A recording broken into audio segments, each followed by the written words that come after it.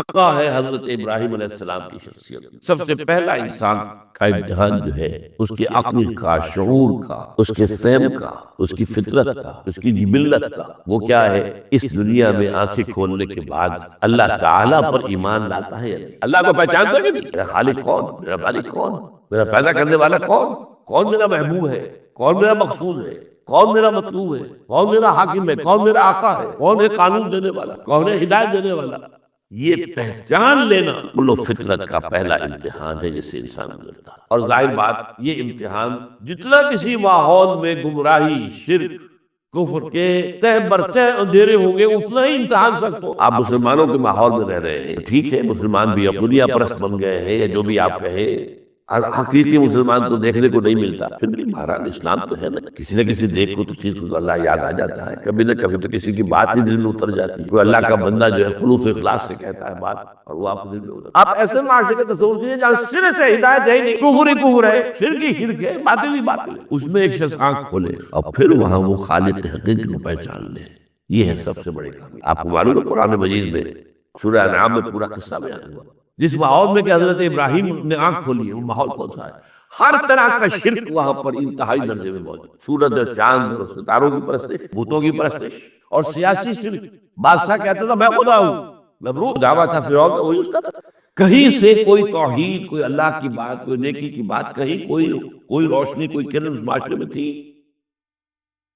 اس معاشرے میں خالص اللہ نے جو فطرت سلیمہ عطا کی تھی اور جو عقل سلیم عطا کیا تھا، اس کی روشنی میں سفر کرتے ہوئے ان تمام معبودوں کا انکار کر کے انی وجہت وجہی للذی فطر السماوات والارض حنیفا وانا من المشرکین، میں تمہارے ان معبودوں کو نہیں مانتا، میں ان کی نفی کرتا ہوں، ان سب کا باغی ہوں، یہ سب گمراہی ہے،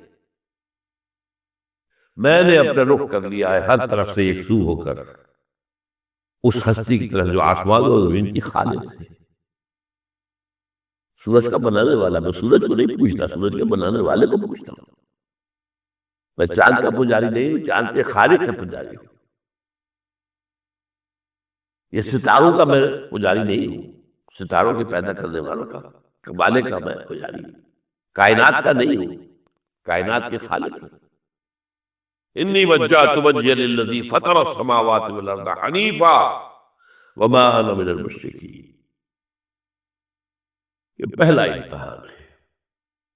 دیکھیے اپنے اوپر قیاس نہ کیجیے، آپ جو اللہ نے پیدا کیا ہے مسلمانوں کے گھر میں، آپ کے ایک کان میں پیدا ہوتے ہی اذان کہہ دی گئی، دوسرے میں اقامت کہہ دی گئی، آخر کہیں نہ کہیں تو افسوس کا ہوتا ہوگا نا، تبھی تو، ورنہ یہ بے مقصد کام نہیں ہے، حضور سے مسنون ہے یہ۔ کیا پتہ ہمارے تحت شعور کی کون سی ٹیپ جو ہے وہ اس وقت چل رہی ہو اور اس کے اوپر جو ہے یہ نقش ہو گئے، کچھ نہیں کہہ سکتے،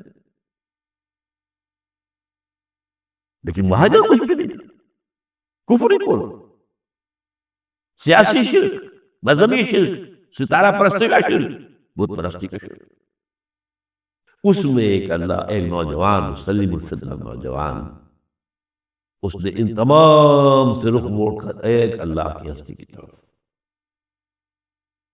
اب آپ سوچئے دوسرا امتحان آتا ہے،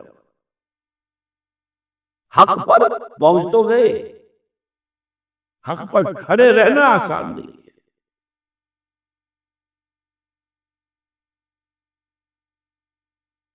اس کے لیے امتحانات آئیں گے، آزمایا جائے گا۔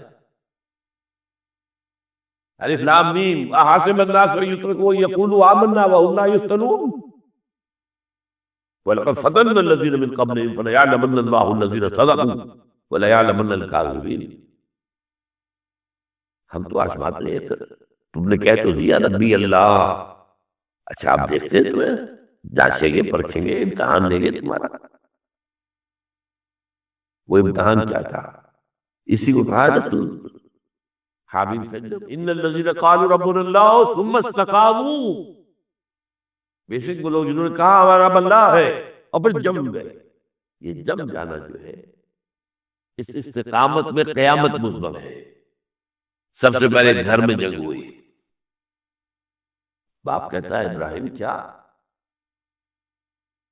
اراغب انت عن آلہتی یا ابراہیم، اے ابراہیم یہ کیا تم میرے آلہہ، میرے جو معبود ہیں ان سے تم نے روگردانی کر دی ہے؟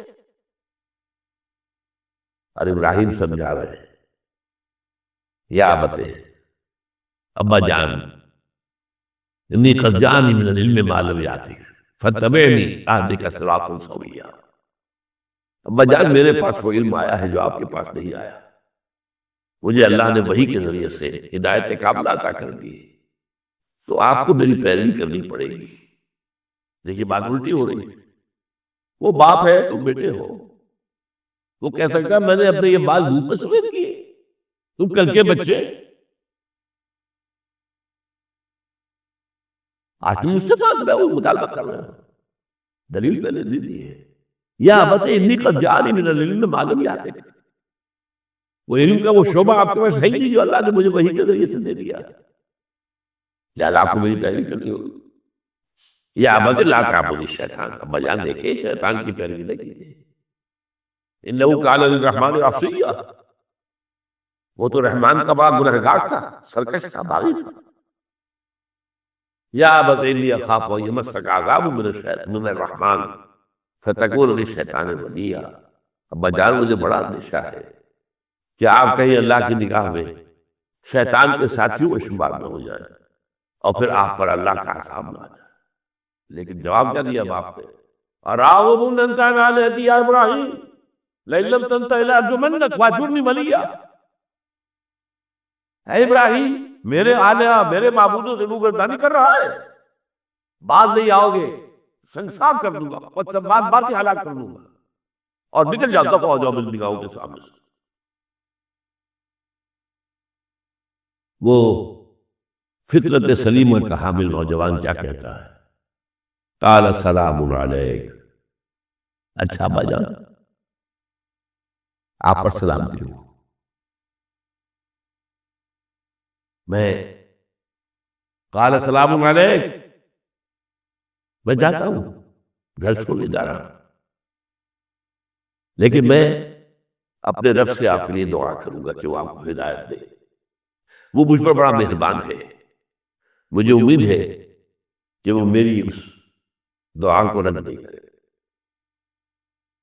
اب اس سے آگے بات بڑھی، ابراہیم سوچتے ہیں کہ ان لوگوں کے اوپر تیشہ زوردار باندھنا ہوگا، یہ جاگنے کو تیار نہیں، میں اسے کہتا ہوں تو ہاں کہتے ہاں ٹھیک تو کہہ رہے ہو تم، لیکن نہیں بھائی ہمارے آباء و اجداد کا دین ہے اس پہ چلے آ رہے ہیں، کیسے چھوڑ لیں؟ بات تو تمہاری صحیح لگتی ہے ابراہیم، تم بات تو صحیح کر رہے ہو، لیکن سورہ عنکبوت میں فرمایا مغمدۃ مالکم فی الحیات الدنیا، حضرت ابراہیم نے کہا تم اپنے دنیا کی زندگی کی محبتوں کی وجہ سے لیکن جکڑے ہوئے ہو، ورنہ تمہیں معلوم ہے میں نے کھول دیا تم پر کہ یہ سب بکواس ہے، یہ تمہارے عقائد جو ہے بے بنیاد ہے، لیکن دنیاوی محبتیں یہ تعلق جو تمہیں کھڑا کیے ہوئے ہیں۔ جب وہ دیکھا کہ ان پر اسی اقبال کے شعر ہے کہ پھول کی پتی سے کٹ سکتا ہے ہیرے کا جگر، مرد ناداں پر کلام نرم و نازک بے اثر، مرد ناداں پر کلام نرم و نازک، اس کے اوپر تو وہ ہتھوڑا چلانا پڑتا ہے، وہ ہتھوڑا چلانے کی سوچی، ان کا کوئی تہوار آیا تھا جس میں جا کے باہر میدان میں جا کے کوئی پوجا کرنی تھی کسی خاص ستارے کی، اور پورا شہر خالی ہو جانا تھا۔ حضرت ابراہیم نے کہا میری طبیعت تو ٹھیک نہیں، میں تو آپ لوگوں کے ساتھ نہیں جاؤں گا، آپ جائیے۔ جب چلے گئے پورا شہر خالی ہو گیا، اب انہوں نے ہاتھ کو ہتھوڑا لیا، وہ بت خانے میں گھس گئے اور سب بتوں کو توڑ کے چورے چورے کر رہے ہیں، لیکن طبیعت میں ایک عجیب قسم کا ایک مٹھاس والا مزاح تھا، وہ اس ایک سب سے بڑے بت کو چھوڑ دیا اور اس کے کندھے پر وہ تیشہ رکھ دیا۔ اب جو وہ رات کو واپس آئے ہوں گے، آپ سوچئے ذرا، آج بھی ہندوستان کے شہر متھرا میں یا بنارس میں کہیں بتوں کے ساتھ یہ کوئی حشر کر دے تو کیا قیامت آئے گی؟ کیا کیا؟ من فعل ھذا بآلہتنا، کون ہے وہ جس نے ہمارے معبودوں کا یہ حشر کیا ہے؟ بہت کچھ کرتے ہیں کچھ لوگ. ہاں ہم سنتے تھے ایک نوجوان جو ہے وہ کوئی ان کا ذکر کیا کرتا تھا ان بتوں کا کہ ان میں کچھ نہیں ہے کچھ نہیں ہے، کچھ باغیانہ خیالات کا اظہار کیا کرتا تھا وہ ابراہیم. برا عادت کیا گیا.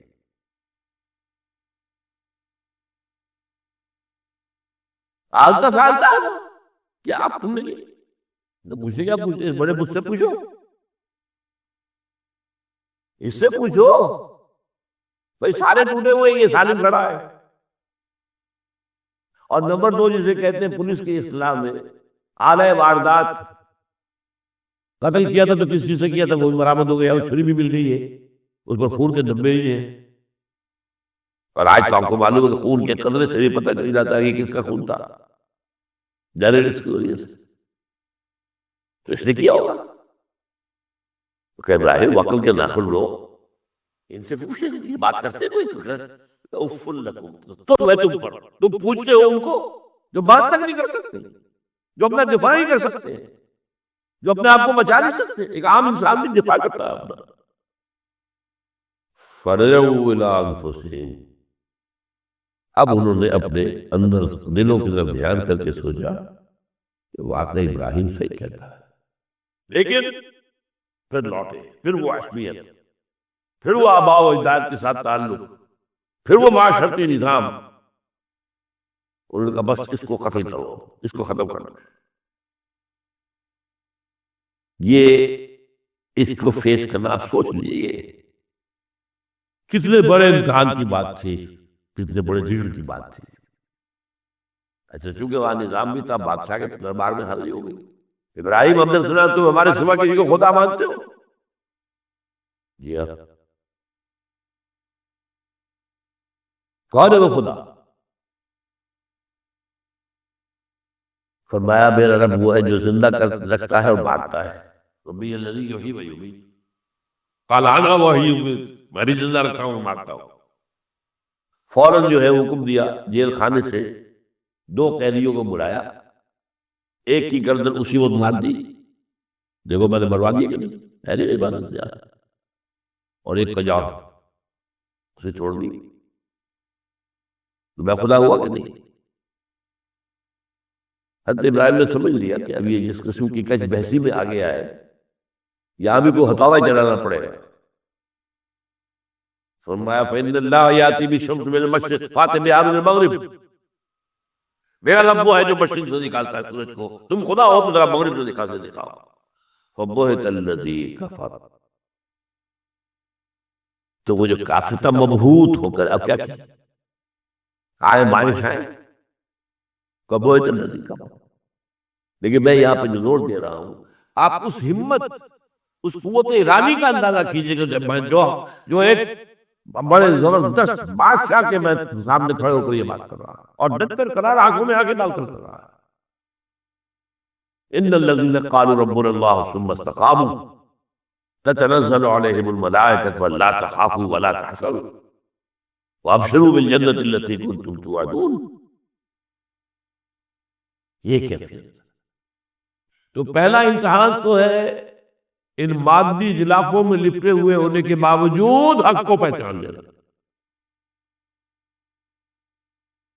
اس مادی کائنات میں گم نہ ہو جانا، اس سے ماورا، اس سے بلندتر ہو کر اس ہستی کو پہچاننا جس نے اس کو پیدا کیا. انی وجہت وجہی للذی فطر السماوات والارض حنیفا وما انا من المشرکین. پھر اس پر قائم رہنا اور بڑے سے بڑے آپ نے گھر سے نکال دیا، ٹھیک ہے چل جا رہا ہوں. قال السلام علیکم ساستغفر لک ربی انہ کان بی حفیہ. موت کو فیس کیا ہے، اس طرح کیا ہے. وہ کیسا جواب، کیسا جواب دیا، کیسا. میں نے کہا ایک مذاق کا انداز تھا ان کے عمل میں کہ اس سے پوچھو ایک صحیح سالم کھڑا باقی ٹوٹے ہوئے تو کرنے والے یہ سرکمسٹانشل ایویڈنس کیا ہوتا ہو. آج بھی آپ کے ہاں مقدمات کے اندر ایک سرکمسٹانشل ایویڈنس تو ہوتا ہے، حالات قرائن کی کیا گواہی ہے. تو وہ سالم میں باقی سب ٹوٹے ہوئے، دوسرے یہ کہ آلہ جو ہے اس کے پاس سے برآمد ہو رہا ہے، کندھے کو رکھا ہوا. اور پھر یہ کہ بادشاہ کے دربار میں جا کر جس طرح اس نے انکار کیا ہے خدائی کا، ان کا ٹھیک ہے، اس کو تو اب زندہ آگ میں ڈالو اور یہ گر جائے، ختم کر دو اس کو، بسم کر دو۔ اچھا، اس کے لیے تیاریاں کی گئی ہے، سورہ صافات میں اس کا ذکر موجود ہے۔ تو اب حضرت ابراہیم دیکھ رہے ہیں کہ میرے یہ آگ الاؤ تیار ہو رہا ہے بہت بڑا، ایک اوپر مچان بنائی گئی ہے جہاں سے کہ ان کو پھینکنا ہے آگ میں، سب ہو رہا ہے۔ وہ سب یہ کس لیے کر رہے تھے؟ یہ نوجوان پہ ہوش ٹھکانے آ جائیں گے جب آگ دیکھے گا سامنے۔ ابھی تو کوئی آیا نہیں نا امتحان اس پر، اسی لیے قرآن میں آیا ہے کہ ہم نے ان کو ناکام کر دیا جنہوں نے کہ یہ آزمائش ڈالی تھی۔ حضرت ابراہیم کود گئے، اقبال کہتا ہے بے خطر کود پڑا آتش نمرود میں عشق، عقل ہے محو تماشائے لبے بام ابھی۔ دیکھیے یہ دو عقلیں ہیں، یہ سمجھ لیجیے۔ ایک عقل وہ ہے جو پہچان لے، ایک عقل وہ ہے جو آگے چلنے سے روکے۔ دیکھو جواب کے لیے تمہارے کام کیا کر رہے ہو؟ اپنی جان سے کھیپ رہے ہو، جان سے چلے جاؤ گے۔ تو اصل جو ہے ایک معنی میں وہ حقیقت کو پہچاننے میں مددگار ہے، اگرچہ منزل تک نہیں پہنچا سکتی۔ گزر جا عقل سے آگے کہ یہ نور چراغ راہ ہے، منزل نہیں ہے۔ کاش چراغ رکھا تو روشنی تو ہو جائے گی نا، کچھ نہ کچھ دکھا دے گی۔ بس یہ چراغ راہ ہے، یہ آخری منزل تک عقل نہیں پہچان سکتی۔ یہ تو فطرت انسانی ہے، قلب ہے، روح انسانی ہے، وہ پہچانتی ہے۔ اور عقل وہ آشکار سے دور نہیں، اس کی قسمت میں پر حضور نہیں، حاضری نہیں ہوتی وہاں۔ اللہ تک پہنچانے والی شے عشق ہے، اللہ کی محبت ہے۔ آگے چلنے سے تو عقل روک، عقل کا لفظ جو ہے وہ اس سے پہلے یقیناً کئی مرتبہ میں نے یہاں بیان کیا ہوگا۔ عقل کے معنی ہے روکنے والی۔ یہ جو سعودیز جو ہے وہ اپنے سروں کے اوپر ایک باندھتے ہیں، کوئی سنہرے رنگ کا ہوتا ہے، کچھ ہوتا ہے اس کو رومال کے اوپر، اس کو اقال کہتے ہیں، اقال۔ یہ ان کی پرانی بدویانہ، جب ان کو کھانے پینے کو بھی نہیں ملتا تھا، بھوکے پیاسے ننگے پاؤں ننگے بدن رہتے تھے، اس وقت سے یہ رواج ہے۔ ان کی ساری زندگی جو ہے گھومتی تھی اونٹ کے گرد، اونٹی کا گوشت کھا لینا ہے، اونٹی کا دودھ پی لینا ہے، اونٹ کے اوپر سواری کر لینی ہے، اونٹ کی کھال سے جو ہے وہ خیمے بنا لینے ہیں، اونٹ کے بالوں سے اپنے لیے کوئی کمبل بنا، اونٹ ہی اونٹ تھا۔ جیسے ہمارے یہاں پنجاب میں جن علاقوں کو کہا جاتا ہے جو جانگلی علاقہ، وہ بھینس ہی بھینس تھی، بھینس کا کلچر تھا، وہ بھینس کا دودھ پی لیا، بھینس کے مکھن سے کھا لیا، لسی سے نہا لیے، یہ ساری چیزیں جو ہے بھینس کا گوشت کھا لیا، بھینس ہی بھینس تھی۔ اور کیا تھا؟ یہ مج کلچر تھا یہاں کا سارا، یہ جو آپ کے یہاں جانگلی کہلاتے ہیں۔ یہ تو آباد کار آئے ہیں جلندھر سے، ہوشیارپور سے، گرداسپور سے، وہ آباد کاروں نے آ کے پھر یہاں پر جو ہے وہ ساری چیزیں بتائی ہیں۔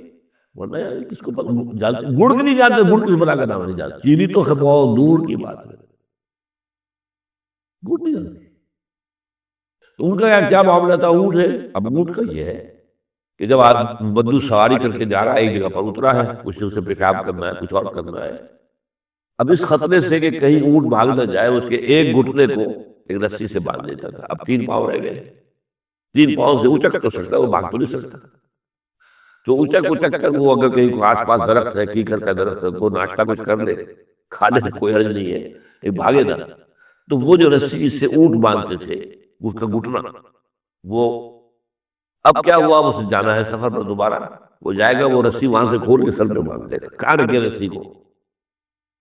یہ اقال۔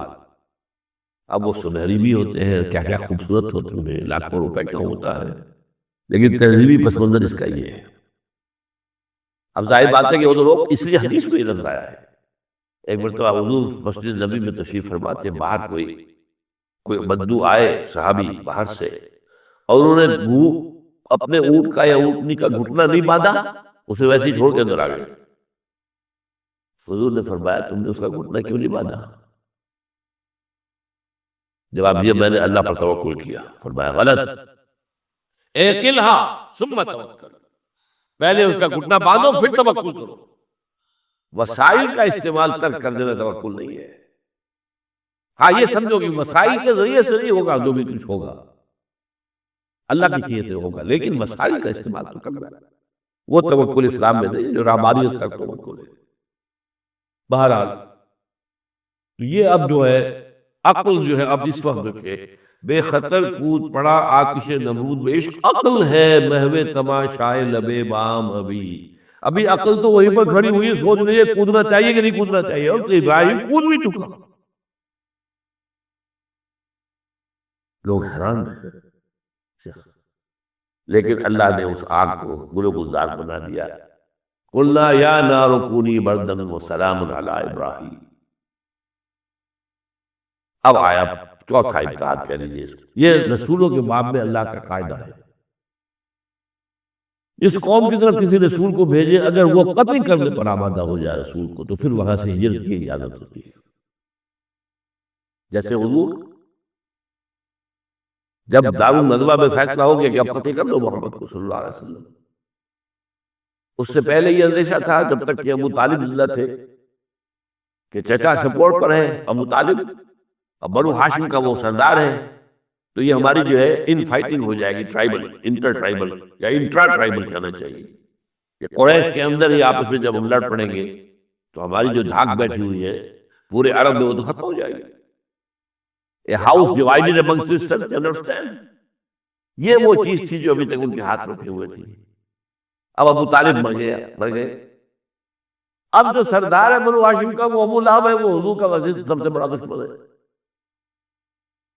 لہذا فیصلہ ہو گیا۔ تب آپ گئے ہیں طائف اور وہاں سے بھی ناکام آئے ہیں۔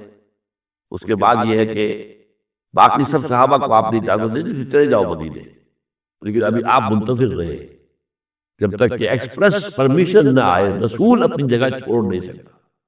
بہرحال یہ ایک علیحدہ معاملہ ہے، اس میں تھوڑی سی خطا ہو گئی تھی حضرت یونس علیہ السلام کے ساتھ کہ وہ اپنے قوم کے اس رویے سے دل برداشتہ ہو کر غصے کے اندر بھرے ہوئے، نہیں ماننے والے نہیں، نا انجار لوگ چھوڑ کر چلے گئے، اگرچہ اللہ کی اجازت ابھی نہیں آئی تھی۔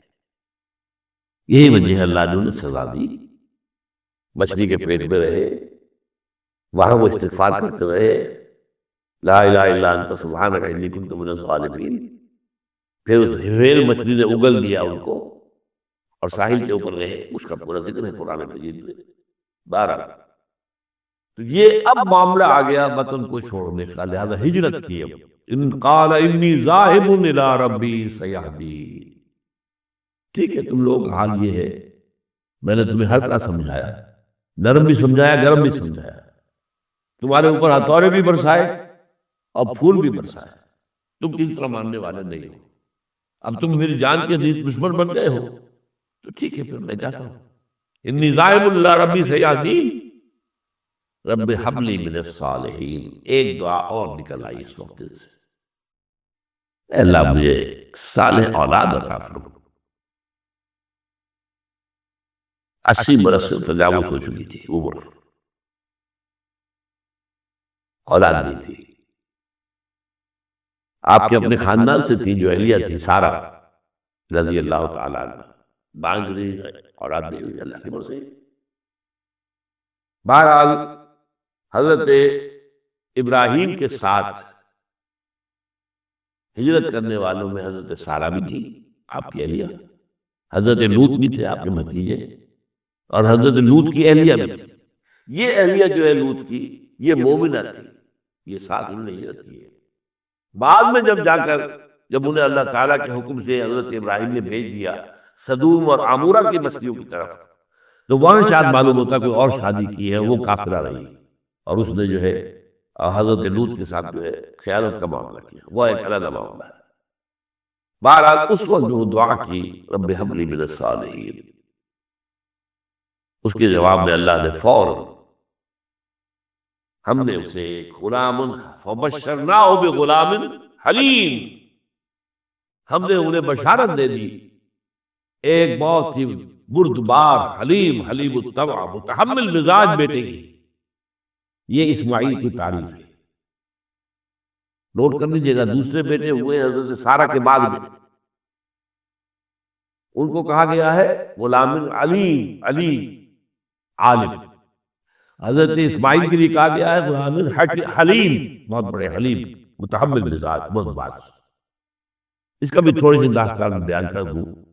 حضرت سارہ کہاں کیا اولاد نہیں تھی، حضرت ابراہیم ہجرت کر کے آئے تھے، کہاں سے پیدا کہاں ہوئے تھے؟ شہر ار، یہ جو عراق کا اس وقت کا سب سے بڑا شہر تھا، صدر مقام تھا، وہاں پیدا ہوئے تھے۔ وہاں سے ہجرت کر کے کہاں آئے؟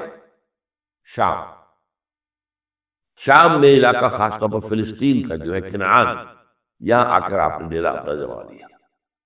اور اس کے قریب میں ہی دو بستیاں تھیں جہاں پر کہ وہ سودومی والا معاملہ جو ہے آپ کو معلوم ہے، بدترین جو ہے گندگی تھی ان کے اندر، جہاں حضرت لوط علیہ السلام کو بھیجا۔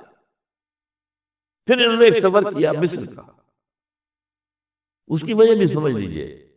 مصر میں اس وقت جو خاندان حکمران تھا وہ عرب تھا، اصلا وہ مصری نہیں تھے، وہ فرائضہ نہیں تھے، وہ مصر کے تھے، عرب سے آ کر لوگوں نے قبضہ کیا۔ تو حضرت ابراہیم وہاں گئے، وہاں ان کی بڑی پذیرائی ہوئی۔ ایک حادثہ سا بھی ہوا کہ یہ اندیشہ تھا کہ کہیں حضرت سارہ بہت خوبصورت تھی، تو کوئی بادشاہ جو ہے، وہ بادشاہوں کے اپنے انداز ہوتے ہیں، تو کوئی جو ہے کوئی غلط حرکت نہ کرے۔ تو کہا کہ سارہ سے کہا کہ میں جب یہ مجھ سے پوچھے گا یہ کون ہے تو میں کہہ دوں گا میری بہن ہے، میں کہوں گا بیوی، تو پھر تو وہ کہے گا ٹھیک ہے پھر اب میں لیتا ہوں اس کو، بہن۔ بہرحال اس میں جو بھی ہوا، اللہ تعالیٰ نے حضرت سارہ کی عزت بھی بچائی۔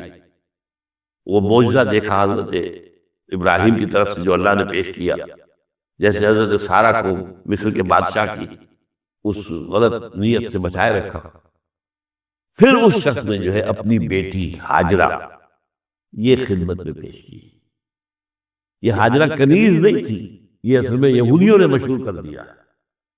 یہودی کہتے ہیں کہ اصل بیوی تو تھی حضرت سارہ، اور سارہ کے اولاد بعد میں ہوئی ہے، وہ ہے اسحاق، اسحاق کے بیٹے یعقوب، یعقوب کی اولاد ہم ہیں، تو اصل تو ابراہیم کی اولاد ہم ہیں۔